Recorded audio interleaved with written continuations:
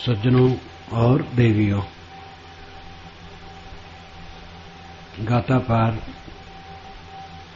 भिड़रा, डोमा,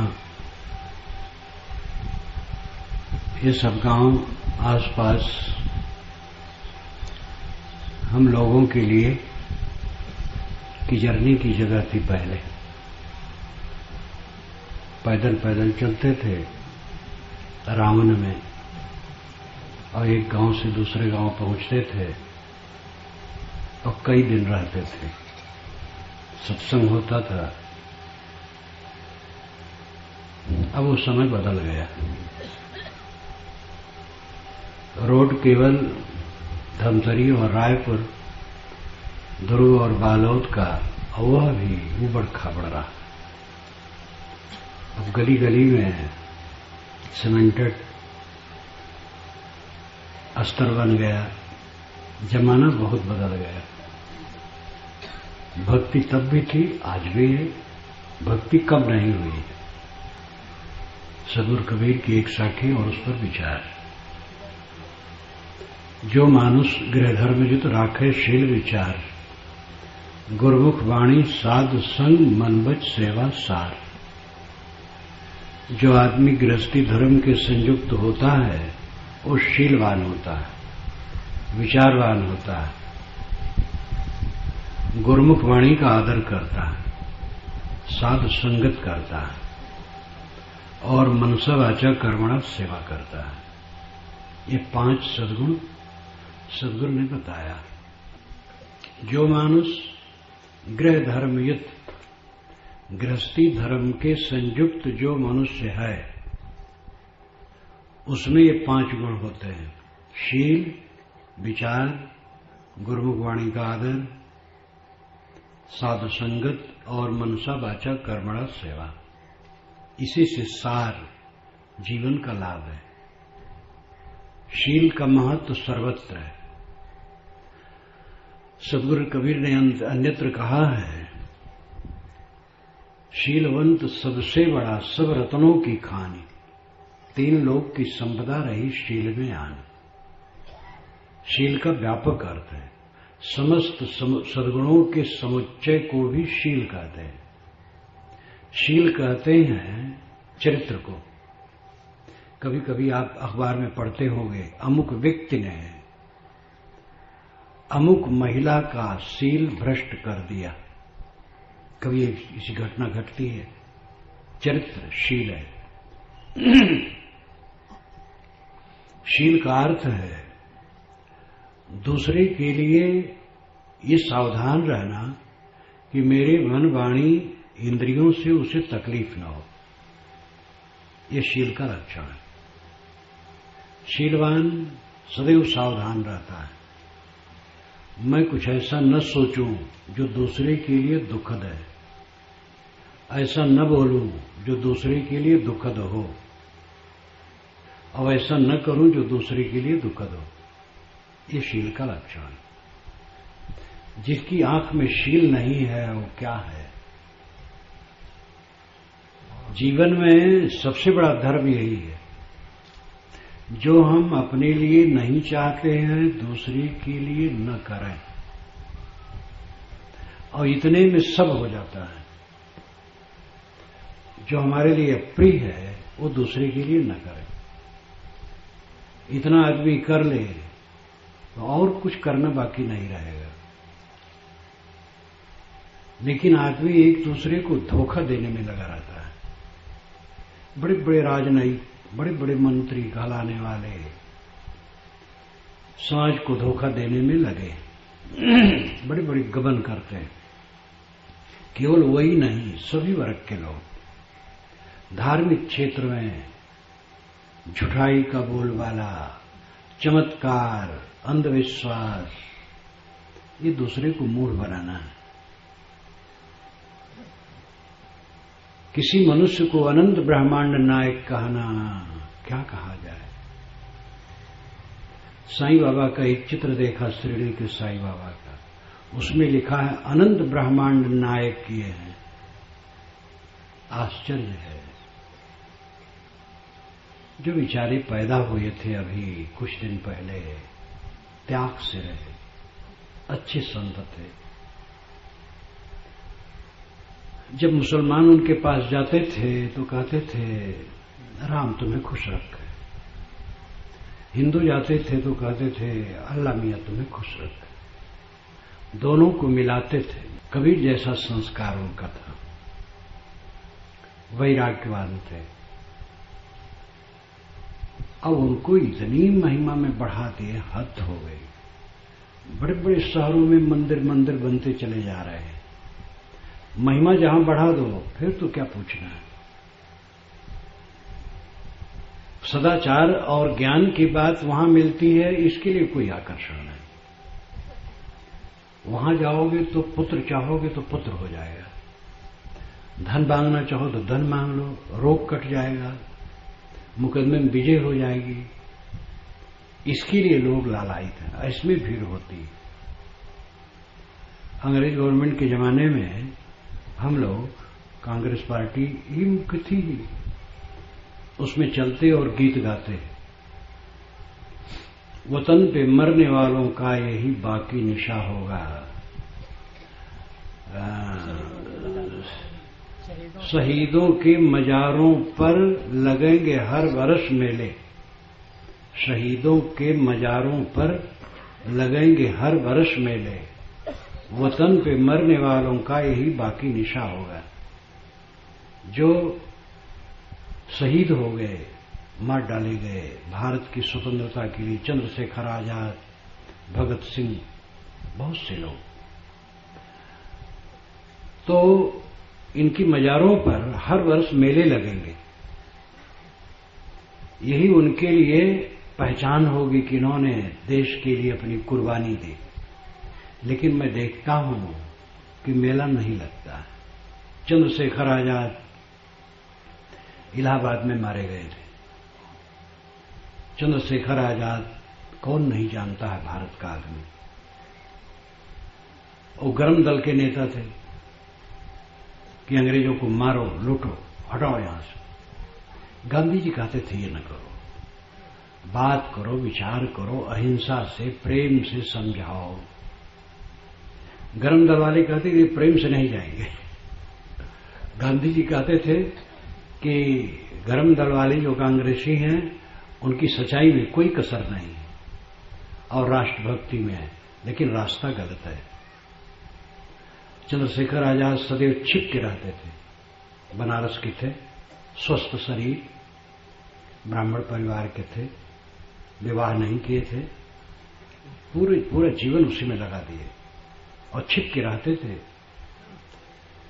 एक बार इलाहाबाद में आनंद भवन में जवाहरलाल अपने कमरे में बैठे थे, आए वो बैठे, कहे आपका परिचय, ये आपने कभी सुना होगा चंद्रशेखर आजाद। अरे कहे आपको भारत में तो बच्चा बच्चा जानता है, आपको कौन नहीं जानता। आप रूस चले जाइए, अंग्रेज गवर्नमेंट आपके पीछे पड़ी, आप रूस चले जाइए। उनका रूस फूस में कहीं नहीं जाऊंगा, भारत के लिए लड़ रहा हूं और भारत में मेरी मिट्टी मिलेगी, एकदम तत्पर। और वहां एक विशाल पार्क है, बाग है, संग्रहालय है, बहुत दूर तक, इलाहाबाद के बीच में ही। उसी में अंग्रेज गवर्नमेंट पता पा गई कि वही है और सेना आ गई और पिस्तौल लिए थे, वह दागते रहे और जब बच गया एक गोली बस अपने सीने में लगा ली। उनका व्रत था कि हमें अंग्रेज छू नहीं पाएंगे और वही हुआ। भगत सिंह को आप जानते हैं, अनेक क्रांतिकारी हुए। जब वो तिथि आती है तो वहां थोड़ी सफाई करके एक स्टेचू भी उनका लगा है, एक सभा हो जाती है, 100-200 लोग इकट्ठे हो जाते हैं, एक रस्म पूरा कर लिया, मेला नहीं लगता है। लेकिन जहां पर यह हुआ कि यहां पर रिद्धि सिद्धि मिलेगी, लड़का मिल सकता है, रोग कर सकता है, मुकदमे में विजय हो सकती है, वहां खूब मेला लगता है, खूब चढ़ावा होता है। ये संसार है। धर्म के नाम पर समाज को खूब गुमराह किया जा रहा है। कोई मनुष्य अनंत ब्रह्मांड नायक नहीं होता है। मनुष्य जन्मता है, जीता है, अच्छा बुरा करता है, मर जाता है। अच्छे लोग होते हैं, लेकिन सब मनुष्य हैं, थोड़े दिन के लिए हैं। तो चारों तरफ अंधविश्वास, अनर्गल बातें, लूट खसोट, बेईमानी, बदमाशी, शील का लोगों ने तिरस्कार कर दिया है। लेकिन शील के महत्व को समझने वाले भी हैं। सबको शीलवान होना चाहिए। हमें तकलीफ भी नहीं है, थोड़ी भी तकलीफ हम नहीं चाहते हैं। इसलिए ऐसा काम करें जिससे मेरे द्वारा किसी को तकलीफ न मिले। ये शील का लक्षण है। शील का लक्षण चरित्र, शील का लक्षण समस्त सद्गुणों का समुच्चय, शील का मुख्य लक्षण दूसरे को तकलीफ देने की भावना बिल्कुल न होना। धर्म का तत्व यही है।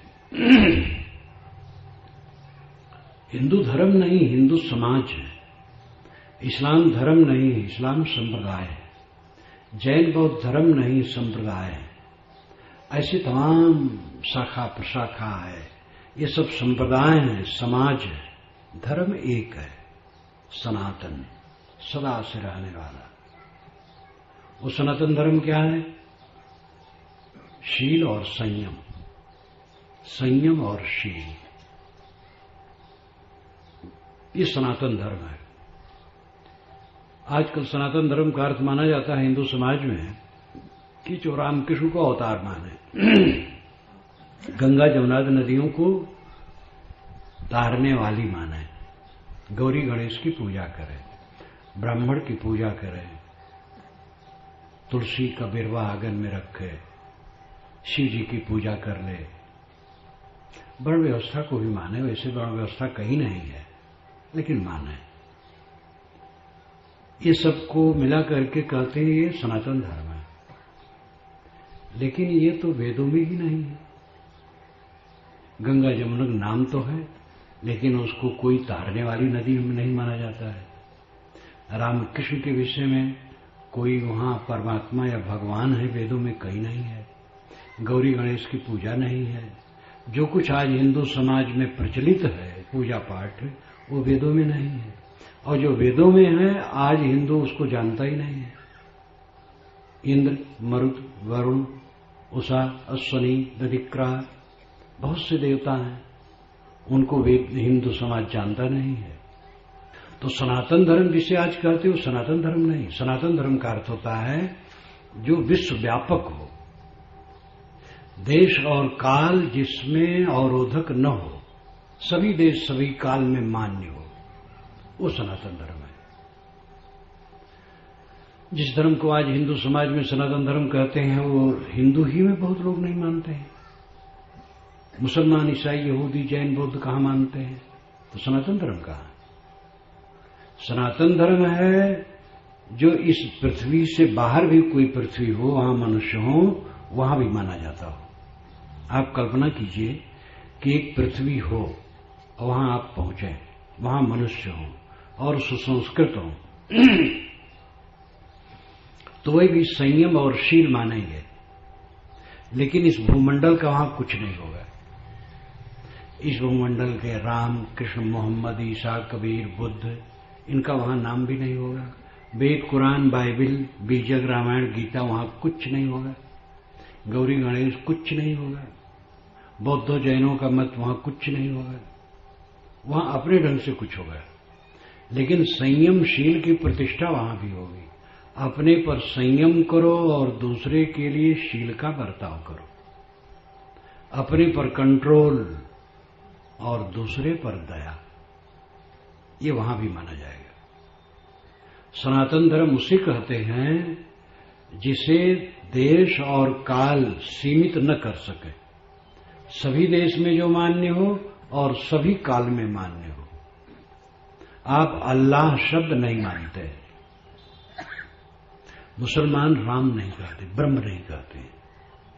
किसी मस्जिद में कोई ब्रह्म या राम कह दे तो भलवा हो जाएगा, और किसी मंदिर में अल्लाह कह दे तो वहां भी आफत आ जाएगी।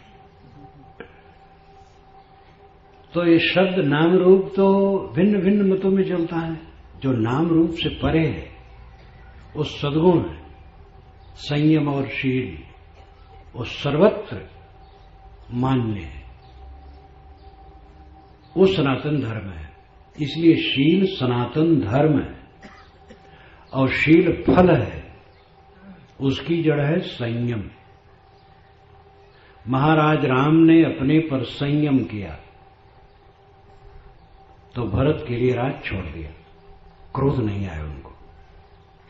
बल्कि वाल्मीकि रामायण में लिखा है, जब कैकेयी ने कहा कि तुम्हें 14 वर्ष का वनवास हुआ और भरत को राज्य मिला है, भरत दशरथ तो नहीं कह पाए, वो तो हा राम कह करके गिर पड़े। तब राम ने कहा कि पिताजी क्यों नाखुश हैं, हमसे बोलते नहीं। कैकेयी ने कहा नाखुश नहीं, अगर तुम बात उड़ा न दो तो मैं कहूं। ये उसने चुभने वाली बात कही। राम ने कहा माता, आपके कहने से तो मैं अपनी जान दे सकता हूं, आप ऐसा क्यों सोचती हैं? तो उन्होंने कहा कि भरत का राज्य हुआ है, तुम्हें 14 वर्ष का वनवास हुआ है। तो लिखा है वाल्मीकि रामायण में कि उनको शोक नहीं हुआ, ये उनकी विशेषता है।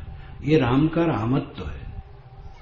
राम ने शील का बर्ताव किया, और शील का बर्ताव कैसे किया? अपने में संयम था, राज की भूख नहीं थी, संयमी थे, इसलिए शील का बर्ताव किया। भरत को राज मिल गया था, लेकिन उनमें संयम था। राम बड़े भाई हैं, उनको राज्य मिलना चाहिए। उनके चरणों में चढ़ा दिए चित्रकूट में जाकर। वे नहीं आए तो उन्होंने केवल सेवा की, राजभोग नहीं किया। ये उनका संयम। संयम के नाते वो शील का बर्ताव कर सके राम के लिए। आप जानते हैं महाभारत में ये बात नहीं घटी। कौरव पांडव दोनों संयम नहीं कर सके, इसलिए शील का बर्ताव नहीं कर सके। और 18 दिन में दादा, काका, चाचा, बाबा, गुरु सबको मार करके हस्तिनापुर और इंद्रप्रस्थ का क्षेत्र, कुरुक्षेत्र रक्त रंजित कर दिए। एक महाकाव्य भ्रातृघाती युद्ध का है महाभारत, और रामायण भाईचारे का है। यद्यपि महाभारत ऐसा ग्रंथ है कि इसमें सब कुछ है, बहुत विशाल है, बहुत ज्ञान विज्ञान है, लेकिन महाभारत का सार तो युद्ध माना जाता है। जब दो आदमी ज्यादा तकरार करते हैं तो कहते हैं क्या यार महाभारत कर दोगे? तो महाभारत का सार है कलह, असंतोष, असंयम और निःशीलता। दो भाई में असंयम है तो निःशील है, भाई के समान कौन होगा? लेकिन कहते मैं भाई से नहीं बोलूंगा, दुश्मन से बोलूंगा। कितना अनर्थ है। एक जगह अखंड रामायण का पाठ हो रहा था। रजनीकांत शास्त्री, विद्यावारिध रजनीकांत शास्त्री की पुस्तक है मानस मीमांसा, इलाहाबाद किताब महल से छपती है। बड़े तार्किक थे। उन्होंने लिखा है कि मेरे गांव में अखंड रामायण पाठ हो रहा था, रामचरितमानस का। तो मैं गली में निकला तो एक भाई मिल गया जो पाठ करवा रहा था। मैंने कहा तो ये अखंड रामायण का पाठ किस लिए हो रहा है? कि वो भाई साहब से मुकदमा चल रहा है तो विजय के लिए। तो रजनीकांत शास्त्री ने कहा कि मैंने डांटा, रामायण बनी है भाईचारे की कहानी के रूप में। राम ने ठुकरा दिया राज, भरत ने ठुकरा दिया, दोनों के बीच में राज गेद बन गया, और तुम तनिक सी बात लेकर के भाई से मुकदमा लड़ते हो और उसके लिए रामायण का पाठ करवाते हो। रामायण का पाठ तो भाईचारे के लिए होना चाहिए। तो ऐसा कुछ उन्होंने कहा, उस पर प्रभाव पड़ा। वो गया अपने भाई के चरणों में लिपट गया और समाधान हो गया। आदमी आपस में लड़ता है, लेकिन आपस में सहयोग होता है। आपके घर वालों से आपसे लड़ाई हो जाती है, अब आपके घर वाले ही आपका काम करते हैं। आपका मन, अब आपका शरीर आपको तकलीफ देता है, कभी जुकाम, कभी बुखार, कभी और कुछ, और मन तो उपद्रव करता है, उद्वेग करता है। लेकिन उसी मन और तन से आप साधना करके कल्याण कर सकते हैं। दूसरे का मन और तन हमें तकलीफ नहीं देता है, लेकिन वो हमारे कल्याण में सहायक भी नहीं हो सकता है। हमारा तन, हमारा मन हमें परेशान करता है, और वही साध करके कल्याण में लग सकता है। इसी प्रकार अपने लोग में कुछ बात ऊंच नीच हो जाती है, लेकिन अपने लोग हैं। भाई के प्रति प्रेम नहीं, कैसी निश्चिलता है। मां बाप के प्रति निरादर। कितने युवक आजकल हैं, वो कहते हैं, मेरे सामने एक युवक ने कहा, संपन्न परिवार का, माता का भोजन अच्छा नहीं लगता है, सास का भोजन अच्छा लगता है। माता भी हंसी। वो अल्हड़ आदमी, उसके ससुराल वाले का भी पढ़ा दिए थे, लेकिन जब उसी का लड़का इस ढंग से कहेगा तब उसको दुख होगा। जो लड़का ससुराल परस्त होता है, जब उसी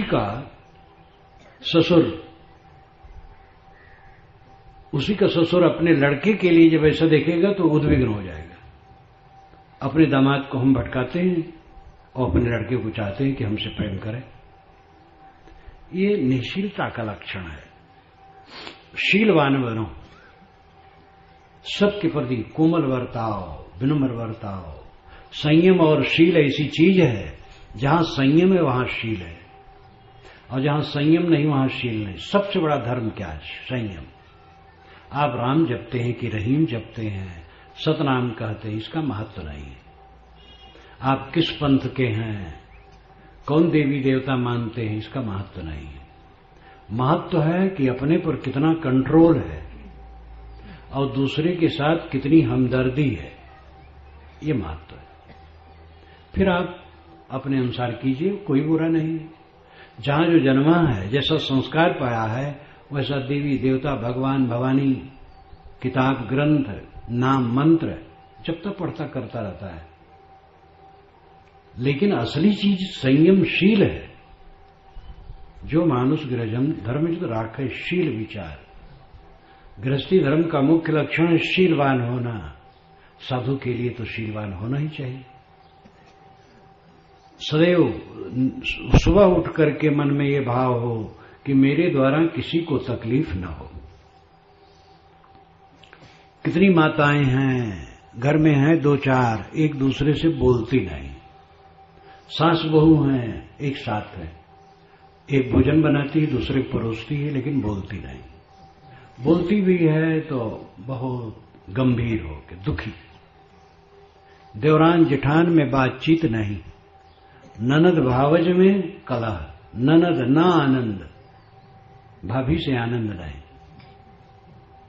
एक भाभी को ननद परेशान कर रही थी, तो मैंने कहा तुम जाओगी जब अपने ससुराल, तब तुम्हारी ननद बदला लेगी फिर ये जो कर रही हो। कहे साहब वहां शुरू हो गया, मैं गई हूं। मैंने कहा तब अपनी भाभी को क्यों परेशान करती हो? तो अपनी भाभी को ढकेल करके प्रेम से कहा, अब लो मैं तुम्हें कुछ नहीं कहूंगी। ये संसार चक्करदार है, जो करो लौट करके अपने ऊपर आना है। एक घर में रह रहे हैं, एक दूसरे से बोल नहीं रहे हैं, मीठ बोलने की आदत नहीं है, या तो बोलेंगे नहीं और बोलेंगे तो लाठी मारेंगे। मीठा बोलो। आपका घर स्वर्ग है। कब? जब घर वाले सब देवता दिखें। आपको देवता दिखते हैं या तो पत्थर की पिंडियों में, या तो आकाश की शून्यता में। पत्थर की पिंडियों में भगवान है, या तो आकाश की शून्यता में है। ये उचित नहीं है। असली भगवान इन प्राणियों में है। विराट स्वरूप भगवान कहाँ है? ये जो बैठा हुआ है, ये विराट स्वरूप भगवान है। व्यष्टि और समष्टि दार्शनिक भाषा है। व्यष्टि कहते हैं व्यक्ति को, समष्टि कहते हैं सबकी सामूहिकता को। एक एक व्यक्ति व्यष्टि है और बहुत से व्यक्तियों का समूह समष्टि है। व्यक्ति जीव है और समष्टि ईश्वर है। इसीलिए पंच परमेश्वर कहा जाता है गांव में।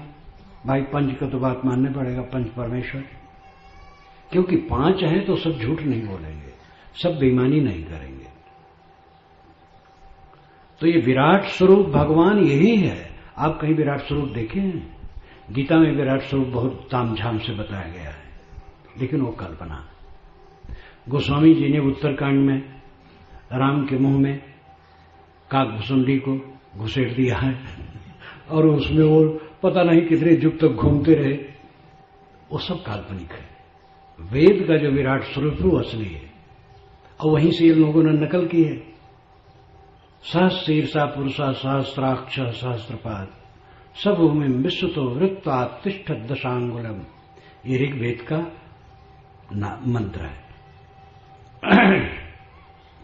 उसके हजारों हाथ पैर मुख ग्रीवा है, सिर है, और वो पूरी दुनिया में, पूरी पृथ्वी पर घेर करके 10 अंगुल के ऊपर बैठा है। कबीरवाणी और वेदवाणी ये दोनों में पहेलियां हैं। जो शब्दों से केवल नहीं समझ सकते हैं, उसके मर्मी ही आपको समझा सकते हैं। सहस्रीर्षा पुरुषा सहस्राक्षा सहस्रपात, उस पुरुष के, उस ब्रह्म के हजारों हाथ पैर श्रीग्रीवा हैं। स वह भूमि पृथ्वी पर, विश्वतो सब तरफ से, वृत्तात् घेर करके, अतितिष्ठत 10 अंगुलम, 10 अंगुल के ऊपर बैठा है। इसका अर्थ है कि पूरे भूमंडल में प्राणी है, लेकिन अनुभव उसका होगा नाभि से ऊपर 10 अंगुल हृदय, हृदय में उसका अनुभव होगा। इसमें सगुण उपासना निर्गुण उपासना दोनों का निर्वाह है। बाहर आंखें खुले, देखो सब सगुण भगवान है, आंखें बंद करो, अंदर निर्गुण भगवान है। अपना आत्मा निर्गुण भगवान है, आंखें खुली तो ये सगुण भगवान, सब देवी देवता बैठे हैं।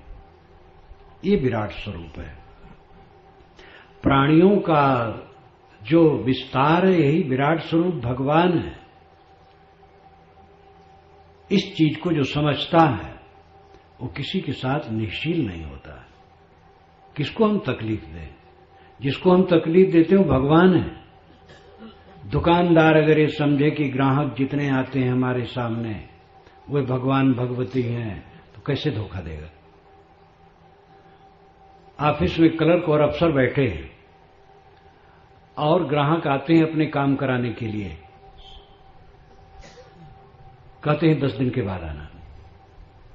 कितनी दूर से आए हैं, खर्च किए हैं, आपको तनख्वाह जो मिल रही है इन्हीं से मिल रही, प्रजा से। राजा के पास धन कहां होता है? प्रजा का धन ही इकट्ठा होकर के राजा के पास जाता है और उसी से उनको तनख्वाह मिलती है। आपके वो नौकर हैं, चाहे कलेक्टर हो, चाहे कमिश्नर हो, कोई भी हो, सब आपके नौकर हैं। संत लाओत्से ने तो कहा है कि सम्राट अपने को तुच्छ समझे और समझे मैं प्रजा का सेवक हूं। संत लाओत्से एक संत हुए चीन में 2500 वर्ष पूर्व।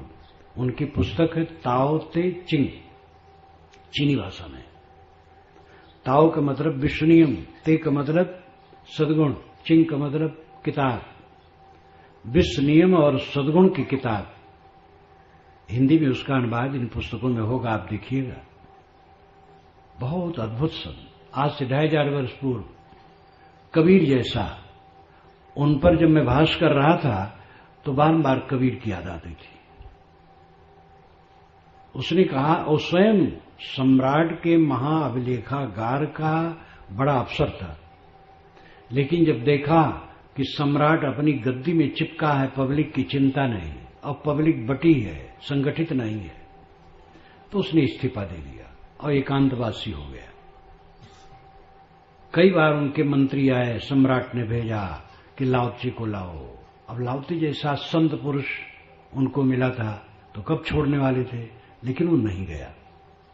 एक बार जब उसका बड़ा मंत्री आया, कहा लाओत्से तुम क्यों नहीं चलते हो, सम्राट बारंबार तुम्हारी याद करता है। तो नदी किनारे बैठे थे। कुछ कछुए नदी में से निकलकर रेत में और रेत से नदी में खेल रहे थे। तो लाओत्से ने कहा बताओ, ये कछुए से कहो कि यहां ये छोड़ करके तुम्हारे राजभवन में चलें और वहां सोने के महल में रहें। अगर इनको राजी कर लो तो मैं भी चलूंगा।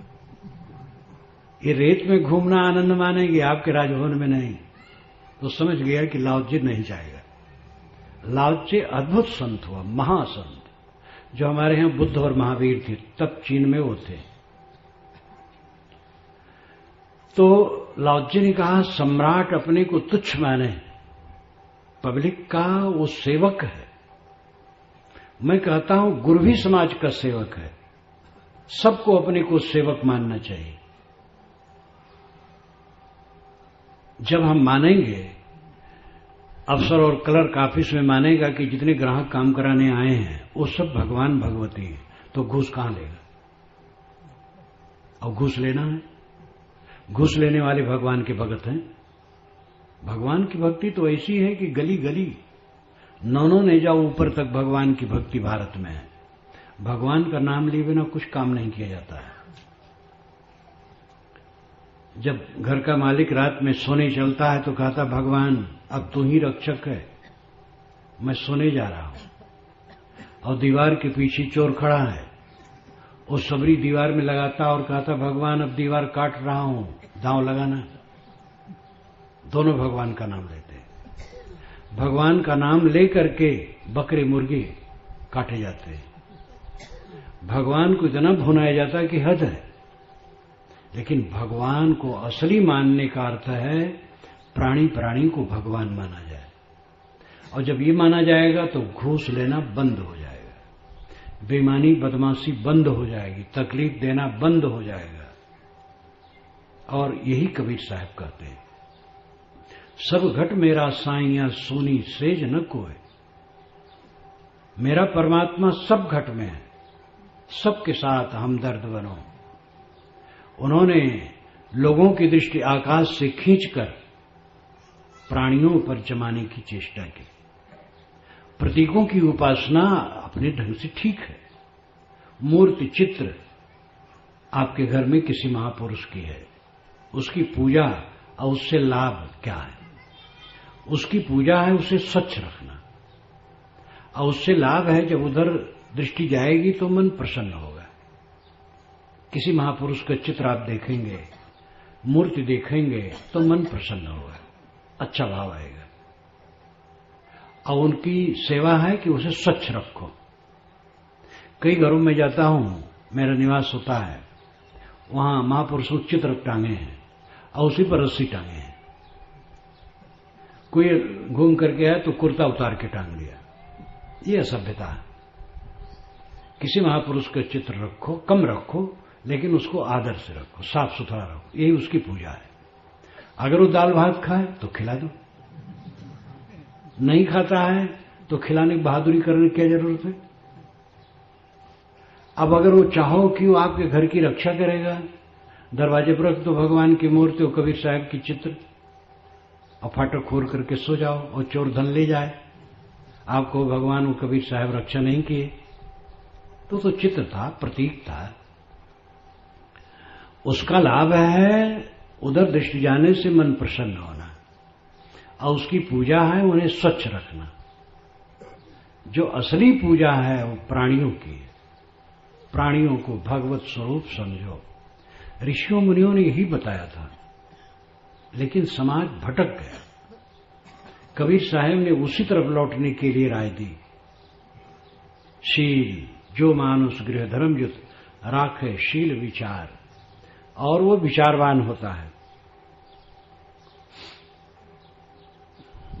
सत्य भक्त विचारवान होता है, विचार करके सब काम करता है। जब आप बीड़ी पीने चलेंगे और विचार करेंगे तो बीड़ी पी पाएंगे?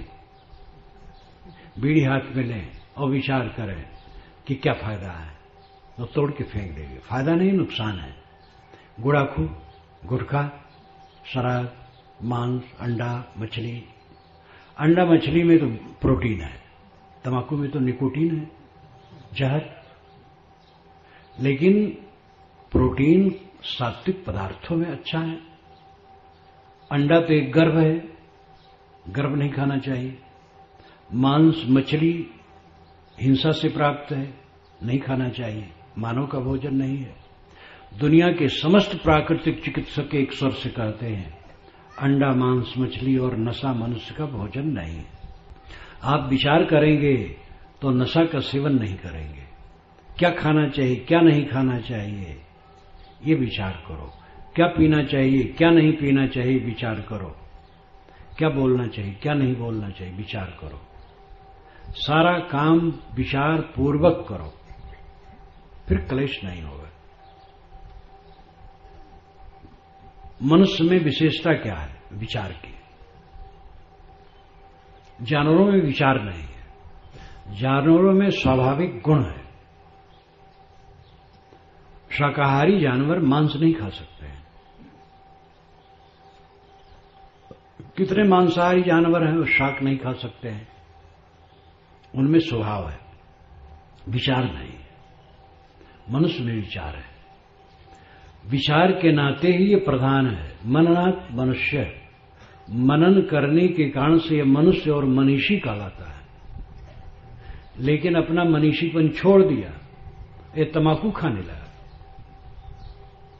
एक तुच्छ जीव, छोटे छोटे जानवर, मधुमक्खियां मधुरस बनाती हैं, अब आदमी शराब बनाता है, जो बुद्धिमान है। गुड़ाखू का कारखाना, 5 गुणों वाला गुड़ाखू। मैंने एक जगह बोर्ड में पढ़ा, 5 गुणों वाला। अर्थ, धर्म, काम, मोक्ष, ये 4 है और 5वां और कुछ होगा। गुड़ाखू का सेवन करने सब सिद्धि मिल जाती है। ये व्यापारी लोग भी खूब भटकाते हैं जो गलत करते हैं। धार्मिक, व्यापारी, नेता, जो गलत करने वाले सब भटकाने वाले हैं। धर्म के नाम पर भटकाओ, व्यापार के नाम पर भटकाओ, राजनेता के नाम पर भटकाओ, सब जगह भटकाव है। आपको विवेकी होना चाहिए, विवेक करके काम करें, विचारवान बने, विचार करें मैं कौन हूं, शरीर क्या है, इसका संबंध कितना है।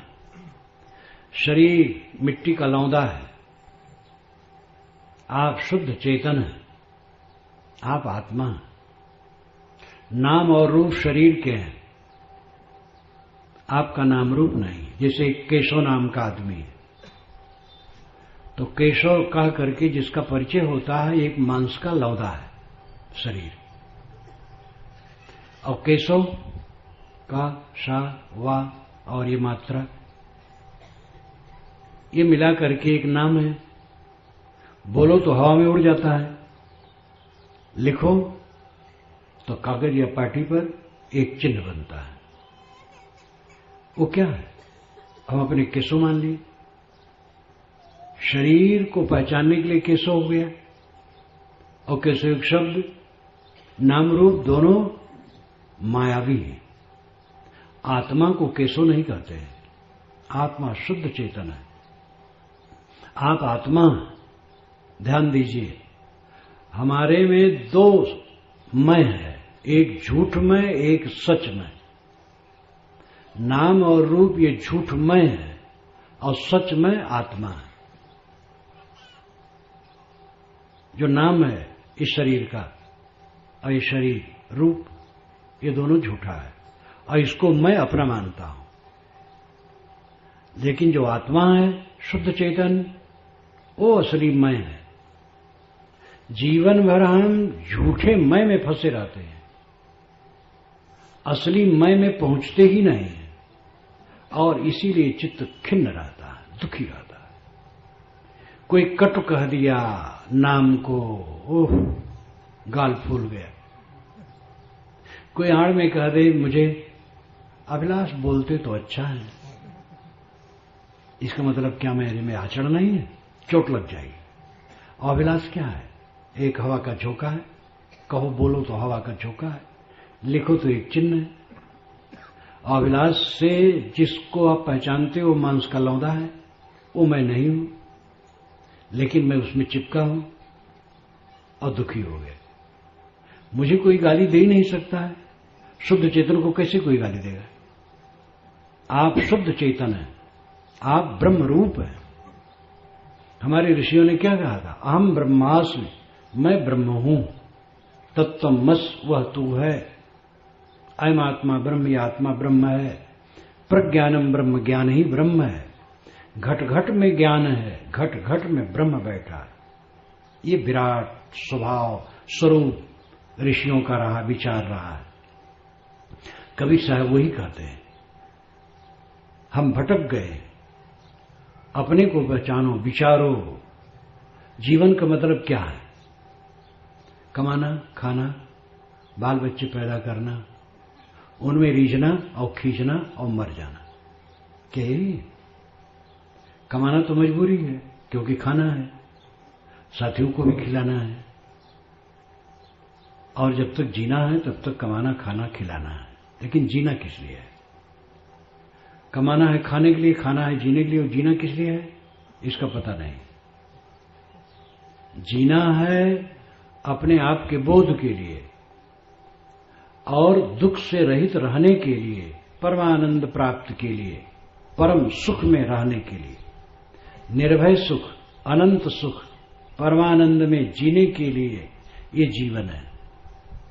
कमाते हैं, खाते हैं, जीते हैं, लेकिन सुखी नहीं। क्यों? अपने आप का बोध नहीं है, समझ नहीं है, देह बुद्धि है, राग द्वेष कला कल्पना में इसी में डूबे हैं। नाम रूप जो दिखाई देता है, नाम रूप सब नश्वर। देखो इतनी मूर्तियां यहां बैठी हैं, मोम की मूर्तियां। मोम की मूर्तियां, मोम बत्ती होती है, जलती है, गलते गलते खत्म। ये हम सब की मूर्तियां, मोम की मूर्तियां गलते गलते खत्म हो जाएंगी। जितने लोग आजकल हैं 100 वर्ष के अंदर ही करीब करीब नहीं रह जाएंगे। पहले वाले कहां हैं? ये नाम और रूप माइक है, माया मैं, और इसी में हम डूबे हैं। नाम रूप से परे जो शुद्ध चेतन आत्मा है उसका बोध नहीं है। मैं कहें राम सुन लक्ष्मण भाई, मैं तनहूं अज्ञान कहाई, मैं नहीं तनहूं ज्ञान कहाई। राम कहते हैं लक्ष्मण भाई सुनो, मैं शरीर हूं ये मानना अज्ञान है, मैं आत्मा हूं ये मानना ज्ञान है। अपने को पहचानो। अस्ति आत्मा राम है, मन माया कितना अस्ति, ये साहिब की वाणी है। तो विचारवान बनो, राखे शील विचार। गुरुमुख वाणी, गुरुमुख वाणी का आदर करो। गुरुमुख वाणी क्या है?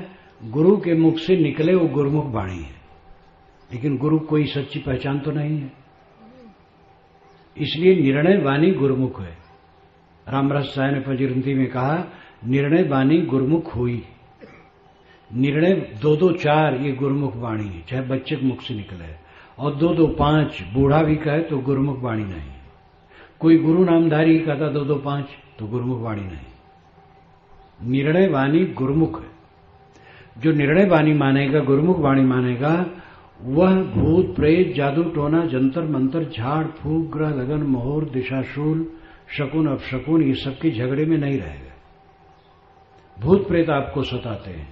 भूत प्रेत कहां होते हैं? शमशान में। आप रात में शमशान में जाएं तो होलिया टाइट हो जाएगी, लेकिन उसी रात में एक गाय का बछड़ा वहां बैठा सोता है, कुछ नहीं होता है। कब्रों में चींटियां रेंगती हैं रात में भी, प्रेत उनका कुछ नहीं करता है। और 3.5 हाथ की लाश लेकर के हम अगर वहां पहुंच जाएं तो प्रेत रगड़ डालेगा, क्योंकि हमें भ्रम है। साहब ने कहा, ये ब्रह्मभूत सकल जग खाया। भूत प्रेत नाम का कोई जानवर नहीं है, जादू टोना कुछ नहीं। टोनही नाम की कोई स्त्री नहीं होती है। टोनही मान करके आज भी छत्तीसगढ़ में देवियों को परेशान किया जाता है। ये बहुत बड़ा पाप है। टोनही टोनहा कोई नहीं। मैं तो छत्तीसगढ़ में सन 1954 से घूम रहा हूं। गुरुजी के साथ आया, घूमता रहा, फिर और स्वतंत्र समाज से आता रहा, घूमता रहा और चैलेंज देता रहा यहां से उड़ीसा तक कि है कोई टोनही मुझे टोना मार दे, है कोई बैगा जो मुझे भूत प्रेत चढ़ा दे। आज तक कोई नहीं मिला। भेड़रा में आज मिल जाए तो स्वागत है। ये सब कुछ नहीं, केवल भ्रांति। अंग फड़कने से कोई हानि लाभ नहीं होता। दाहिना फड़ के बायां फड़ के कोई चिंता मत करो। छुछा घड़ा भरा घड़ा देखने से कोई हानि लाभ नहीं। विधवा स्त्री अशुभ है, लेकिन विधर पुरुष अशुभ नहीं है। आप लोगों ने अपनी पीठ अपना स्वयं ठोक ली है। कानून बनाने वाले पुरुष हैं तो बनाए कि विधवा स्त्री अशुभ है, लेकिन विधुर पुरुष अशुभ नहीं है। विधवा स्त्री अशुभ क्यों है? कोई अशुभ नहीं है। विवाह होता हो, अगर विधवा आ जाए तो कह रहे रुक जाओ वहां मत जाओ, ढकेल करके दूर कर देंगे। ये महा गलत बात है। छींकने से कोई हानि लाभ नहीं होता है। कोई छींक दिया कोई हर्ज नहीं। दिशाशूल नाम की कोई चीज नहीं है। ये सब महाकाव्यों पुराणों के आधार से भी लिखा गया है। इसलिए आप सोचते रामायण में लिखा है, महाभारत में लिखा है, पुराण में लिखा है, तो झूठ कैसे होगा? अरे बहुत बातें झूठ हैं, बहुत बातें अंधविश्वास में है। विवेक से काम लो। कबीर साहब ने इसीलिए कहा साधु ऐसा चाहिए जैसा सूप सुभाए, सार सार को गहरे थोथा दे उड़ाए। सूप का स्वभाव बनाओ, फटक दो भूसी उड़ जाए, चावल ले लो। गोस्वामी जी ने भी तो कहा जड़ चेतन गुणदोष में विश्व कीन करतार, संत हंस गुण गणे पे परिहरि भारी विकार। ईश्वर ने जड़ चेतन और गुणदोष में जगत को बनाया है। संत का काम है नीरछीर विवेकी, सार ले लें सार छोड़ दें। जब ईश्वर की सृष्टि में नीरछीर करने का विवेक करना उचित है, तब किताब में जो लिखा है उस पर क्यों नहीं नीरछीर विवेक किया जाए? वेद के ऋषि पहले बता गए, वो चलनी को उदाहरण दिए हैं।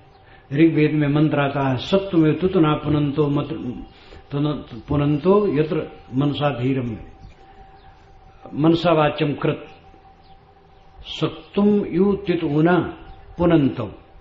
सतुआ की तरह चालो, जैसे सत्तू भुना हुआ आटा, आटा समझ लो। चलनी से जैसे आटा छाना जाता है, वैसे विवेक से वाणी को छानो। वेद के ऋषि चलनी का उदाहरण देते हैं, कबीर साहब सूप का उदाहरण देते हैं, और दोनों यही बताते हैं कि निर्छीर विवेक करो। परंपरा माननी है, धर्म ग्रंथ माननी है, सभी महापुरुष माननी है, लेकिन विवेक सबके ऊपर है। विवेक का आदर करना चाहिए। और ऐसी बात पुराने ग्रंथों में भी आती है। महाभारत में आता है कि राजा अगर संकटग्रस्त हो जाए, धन उसका खत्म हो जाए तो क्या करे? तो भीष्म ने कहा कि जो धनवान है राज में, उनसे धन ले ले, बलपूर्वक ले ले, धन धरे हैं बेकार में, लेकिन ब्राह्मण का न ले, पुरोहित का न ले, ऋतुज यज्ञ कराने वाले का न ले, आचार्य का न ले। ब्राह्मण चाहे सत्कृत हो चाहे असत्कृत हो, यानी अच्छा हो या बुरा हो, उसका न ले। लेकिन तुरंत महाभारतकार ने लिखा है कि लेकिन शंख और लिखित मुनि में जो प्रेम रखते हैं, शंख और लिखित ये दो मुनि थे, भाई थे, इनमें जो प्रेम रखते हैं और उनके अनुगामी हैं, वो ये बात नहीं मानते हैं। वो कहते गलती जो करे सबको दंड होना चाहिए, चाहे ब्राह्मण हो चाहे गुरु हो। गुरु ही कर्तव्य का विचार छोड़ दे, उसको भी दंड होना चाहिए। किसी के पास ज्यादा धन है तो आपत्ति काल में राजा ले, क्योंकि प्रजा की सेवा करना है, लेकिन आपत्ति काल की बात है, बाकी समय नहीं। तो शंख और लिखित विचारक थे, वे ब्राह्मण के पक्षपात से रहे थे। उसमें भी लिखा है कि शंख और लिखित कोई ईर्षा से नहीं ऐसा करते थे, धर्म से करते थे। यानी ब्राह्मणों से उनको ईर्षा नहीं थी, किंतु धर्म की बात कि भाई जब सबसे धन लेना है तो ब्राह्मण से भी ले, अगर ब्राह्मण के पास ज्यादा है। और ब्राह्मण गलत करता, गुरु गलत करता है तो उसको भी दंड मिलना चाहिए। निर्णय विचार रखने वाले सब समय में रहे हैं। गुरुमुख वाणी का आदर करो, निर्णय वाणी का आदर करो, विचारक बनो, चिंतक बनो, अंधविश्वासी न बनो। भटकते भटकते बहुत भटक गए हो, तकलीफ हुई तो बैगा कहा भूत लगा है, पंडित कहा ग्रह टेढ़ा है। ग्रह टेढ़ा है तो दूसरे ऊपर सीधा कैसे? सूरज का प्रकाश खुली जगह में बैठे लोगों को सबको बराबर गर्मी देगी, किसी को गर्मी लगेगी किसी को नहीं, इसी बात नहीं। ग्रह टेढ़ा सब पर टेढ़ा होगा, और ग्रह टेढ़ा है तो पूजा करने शांत कैसे होगा? पूजा करके एक बल्ब को बुझा नहीं सकते हो, स्विच ऑफ करना पड़ेगा। ग्रह टेढ़ा होना झूठ और पूजा करके शांत होना झूठ, ये सब कमाने खाने का धंधा है। ऐसे झंझट में न पड़ो। भूत प्रेत कुछ नहीं। लोग कहते महाराज हमारे घर पर कोई कुछ कर दिया है, इसलिए साल भर से हमारे घर में संकट संकट है। महाराज राम ने कहीं कहा था, जब उनको राज बता करके सुबह बंद दिया गया, वशिष्ठ के पास भी नहीं गए कि महाराज जरा हाथ देख लीजिए, हमारा ग्रह दशा देख लीजिए, कोई यज्ञ बैठा दीजिए, मैं यहां रह जाऊं। वो तुरंत चले गए और उनके हम अनुगामी हैं और झाड़ फूक में पड़े। महाराज राम ने कहीं झाड़ फूक करवाया है? तो हम अंधविश्वास में लटके हैं। गुरुमुख वाणी, साधु संग, साधु की संगत करो, सज्जनों की संगत करो। साधु का मतलब है अच्छे विचार आचार का आदमी, केवल कपड़ा नहीं। हमारे कपड़े में हो, आपके कपड़े में हो, स्त्री हो पुरुष हो, कोई भी हो, सदाचारी हो, शीलवान हो, वो साधु है। साधु की संगत करोगे तो अच्छे विचार मिलेंगे। जहां पर स्त्री की चर्चा होती है, पर धन हड़पने की चर्चा होती है, दुर्व्यसन का बोलबाला है, ऐसी संगत करोगे तो खराब होगे। चरित्रवान, संयमी, शीलवान की संगत करो, साधु की संगत करो। और मनसा वाचा कर्मणा सेवा करो। किसकी सेवा करो? सबकी सेवा। जब जिसका अवसर है, मालिक की सेवा नौकर करता है, नौकर की सेवा मालिक करता है। खेत से नौकर आया, भूखा प्यासा है, मालिक उसको भोजन पानी देता है। सेवा हुई कि नहीं? सेवा हर जगह है। पति की सेवा पत्नी करे और पत्नी बीमार हो जाए और कोई घर में न हो तो पति न करे। ध्यान दीजिए, आप लोग देवता बन करके बैठे हैं और इन देवियों को दासी बनाए बैठे हैं। भूल जाइए, अब इनका रिजर्वेशन बढ़ रहा है और ये भी पढ़ लिख रही हैं और ये भी आगे आ रहे हैं। अब दोनों मित्र हैं समझो। पहले वैदिक युग में यही था, मैत्री भाव पति पत्नी में। बीच में बड़ी गड़बड़ियां हुई है। बीच में बाल विवाह और स्त्रियों को गुलाम बनाने की बात, और यहां तक कि स्त्री और शूद्र वेद नहीं पढ़ सकते, जबकि स्त्री और शूद्र वेद मंत्रों के रचयिता हैं। मेरी पुस्तक है वेद क्या कहते हैं। चारों वेदों के समस्त विषयों को 121 संदर्भों में रखा गया है, 700 पृष्ठों में है। उसमें मैंने भूमिका ही में लिख दिया है कि शूद्र कहे जाने वाले कितने सज्जन हैं जिन्होंने वेद मंत्र रचा है, उनका नाम दिया है। और जहां जहां वो कहा हुआ अध्याय मंत्र सब लिखा है। और स्त्रियां 1 दर्जन से अधिक है जो वेद मंत्रों की रचयिताएं हैं। और कहा गया स्त्री और शूद्र वेद नहीं पढ़ सकते। जब वे वेद के मंत्र लिख सकते तो पढ़ कैसे नहीं सकते? इतना ही नहीं, ब्राह्मणों के घर की स्त्रियां भी नहीं पढ़ सकती हैं। तिवारी वेद पढ़े, तिवराई न पढ़े, ये कौन सा न्याय है? आधी मुर्गी कोई काट के खा जाए तो आधी अंडा देगी? पूरे परिवार का कल्याण होता है। ये माताएं हैं, जगत जननी हैं, और इन्हीं को अनपढ़ बना के बैठा दिया गया और कहा गया वेद नहीं पढ़ सकती है। ये बीच का गोबर घोरा गया बीच में। पौराणिक काल में बड़ी गलतियां हुई हैं। आज से करीब 2500 वर्ष पूर्व से लेकर इधर बड़ी गलतियां हुई हैं। कृष्ण महाराज को रसिया बना डाला गया। कृष्ण महाराज रसिया नहीं थे, उन्होंने रास कभी नहीं की। मैंने कृष्ण कौन जीवन में लिखा है उनके संसार के महापुरुष मेरी पुस्तक है जिसमें श्री कृष्ण महाराज का भी जीवन है, आप पढ़िए, उसको देखिए। उन्होंने रास कभी नहीं किए। एक उदाहरण मैं दे दूं, युधिष्ठिर के राजसूय यज्ञ में श्री कृष्ण की अग्र पूजा हुई तो शिशुपाल उनका फुफेजात भाई था, चेत देश का, ये जबलपुर का राजा था, वो जल मरा और बहुत गाली दी उसने। लेकिन वो ये नहीं कह सका कि कृष्ण रसिया हैं, जबकि उस समय उनकी उम्र 85 वर्ष की रही होगी श्री कृष्ण महाराज की, और शुरू ही में रास मानी जाती है।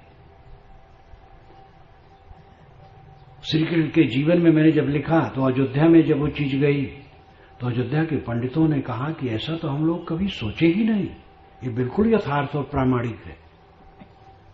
तो बीच में गड़बड़ियां बहुत की गई हैं, जैसे इंद्र अहिल्या को भ्रष्ट किया।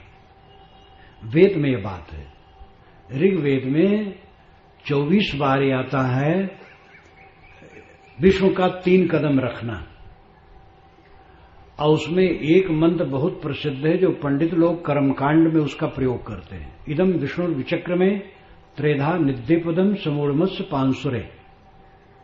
इसका अर्थ होता है यहां विष्णु ने 3 कदम रखा और धूल से उनके पैर के धूल से सारा संसार ढक जैसा गया। देश विदेश के समस्त वैदिक विद्वान एक स्वर से मानते हैं अर्थ कि सूरज विष्णु है और उसकी किरणें धूल है और उसी से सारा संसार ढक जाता है, और उसके पद उसकी किरणें हैं जो पृथ्वी, आकाश और तारामंडल में पड़ते ही उसका 3 कदम रखना है। अहिल्या का अर्थ है अहनाम दिन, ल्यानाम लीन, दिन का लीन हो जाना, रात हो जाना, रात अहिल्या है। इंद्र उसको भ्रष्ट करता है। इंद्र सूर्य है, इंद्र सूर्य है, वो उसको भ्रष्ट नहीं, रात को खत्म करता है, यही उसका पतन करना है। आगे पुराणों में चरित्रहीनता की बात कर रही है, और सूरज का 3 कदम रखना, उसकी किरणों का पृथ्वी, भूमि और आकाश और तारामंडल में पड़ना, ये 3 कदम रखना है। और उसमें बात बता दिया गया कि विष्णु ने 52 रूप बना करके बलि को छप लिया, 3 कदम में पूरी दुनिया नाप ली। बलि छलन उनका नाम ही हो गया। वेद का कोई देवता चरित्रहीन नहीं है, सब देवता चरित्रवान है, और पुराण के देवता चरित्रवान कोई बिरला हो, क्योंकि लेखक जैसा होता वैसे देवता बनाता है। मांसाहारी भक्त अपने भगवान को मांस खिलाता है और शाकाहारी भक्त अपने भगवान को मांस नहीं खिलाता है। वैष्णव कभी भी अपने भगवान को मांस नहीं खिलाता है, लेकिन जो वाम मार्गी हैं, मांसाहारी हैं, तो अपने भगवान को मांस भी खिलाते हैं, शराब भी पिलाते हैं। जैसा भगत वैसा भगवान। ये तो महाराज राम ने स्वयं कहा है चित्रकूट में, जब राम पहुंचे, भरत पहुंचे, तो भरत ने कहा पिताजी का स्वर्गवास हो गया। तो राम ने सीते से कहा, सीते तुम्हारे ससुर चल बसे। तो राम, सीता, लक्ष्मण तीनों रोने लगे और मंदाकिनी में पिंडदान करने चले। तो इंगुदी फल काट करके उन्होंने पिंड बनाए पिंडदान करने के लिए। तो शायद कौशल्या ने कहा है कि ये कसैला फल राजा कैसे खाएंगे, माना जाता है पिंडदान किया जाता तो मरा आदमी खाता है। तो वहां बात आती है कि जो भक्त खाता है वही तो अपने भगवान को खिलाएगा। तो भक्त, अब राम भक्त हैं उसके, और वे जंगल में फल फूल खाते हैं, तो पिंडदान उसी तो करेंगे। तो जैसा भगत होता वैसा अपना भगवान बना लेता है। वैदिक ऋषि चरित्रवान थे, इसलिए सारे देवता उनके चरित्रवान हैं। पौराणिक दशा में बहुत गड़बड़ियां कर दी गई, वैसे पुराण में बहुत अच्छी अच्छी बातें हैं। तो कहने का मतलब है बीच में गड़बड़ियां ज्यादा की गई हैं। वेद पढ़ने के सब अधिकारी हैं, मानव मात्र वेद पढ़ने के अधिकारी है, लेकिन पंडितों ने कहा स्त्री और शूद्र नहीं पढ़ सकते हैं। विचारवान बनो, साधु संगत करो और सबकी सेवा जो अपने से बन सके, किसी का नुकसान न करो, फिर सेवा जितनी बन सके करो। तो ये सदगुरु का वचन है। जो मानुष गृह धर्म युत राखे शील विचार, गुरुमुख वाणी साधु संग मन बच सेवा सार। जो विचारवान होता है, जो गृहस्थी धर्म का आचरण करता है, वो शीलवान होता है, विचारवान होता है, गुरुमुख वाणी का आदर करता है, साध संगत करता है और मन वाणी कर्म से सेवा करता है। यही जीवन का फल है। इन सब के सद्गुणों को हम अपनाएं और अपना आचरण बनाएं। इसी के साथ अपनी वाणी को मैं विराम लेता हूं।